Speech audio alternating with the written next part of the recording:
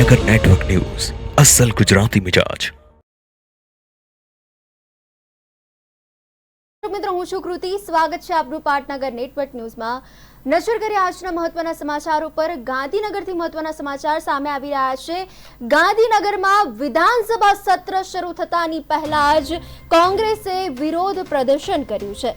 અમેરિકાથી ડિપોર્ટ કરાયેલા ભારતીયો પર અત્યાચારની સામે આક્રોશ વ્યક્ત કર્યો। ભરતી કૌભાંડ સહિતના મુદ્દે કોંગ્રેસના ધારાસભ્યોનો દેખાવ કર્યો છે।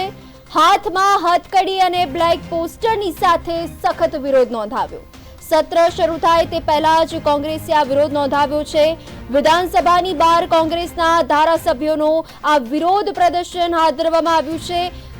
ગુજરાતનું પાટનગર ગાંધીનગરમાં આજે વિધાનસભા સત્ર શરૂ થવાનું છે અને વિધાનસભા સત્ર શરૂ થયા પહેલા જ કોંગ્રેસે વિરોધ પ્રદર્શન કર્યું છે। અમેરિકાથી ડિપોર્ટ કરાયેલા ભારતીયો પર અત્યાચારની સામે આક્રોશ વ્યક્ત કર્યો।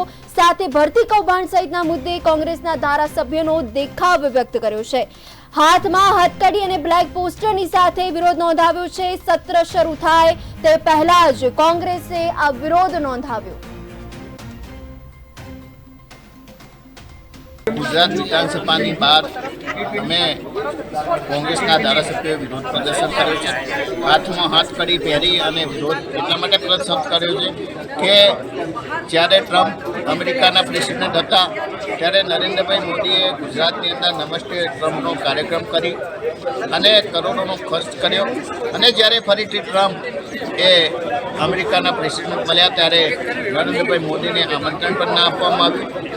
એમને સામેથી અમેરિકાની અંદર ગયા અને એ અમેરિકામાં જાય એના પહેલાં ગુજરાતના અને દેશના જે લોકો કરોડો રૂપિયા ખર્ચી પોતાના પરસેવાની કમાણી ખર્ચી અને અમેરિકાની અંદર સ્થાયી થયા હતા એવા લોકોને જાણે કે ગુનેગાર હોય, આતંકવાદી હોય એ રીતે એમના હાથમાં હાથકડી પહેરાવી, પગમાં કડીઓ પહેરાવી અને એમને દેશના દુશ્મન હોય એ રીતે અમેરિકાથી ભારતની અંદર પાછા ધકેલી દેવામાં આવ્યા। આ બાબત એ ગુજરાતીઓનું સમગ્ર ગુજરાતનું અપમાન છે, દેશનું અપમાન છે અને એના માટે આજે અમે વિરોધ ગયા અને ત્યાંની સરકારે ગેરકાયદેસર રીતે આવ્યા છે, રોકાયા છે એ રીતે એમની ધરપકડ કરી, જાણે આતંકવાદીઓ હોય એવું એમની સાથે વર્તન કર્યું અને એથી પણ ખરાબ આપણા સૌના માટે શરમજનક બાબત છે કે આતંકવાદીઓની જેમ એમને હાથમાં પગમાં હથકડીને બેડીઓ પહેરાવી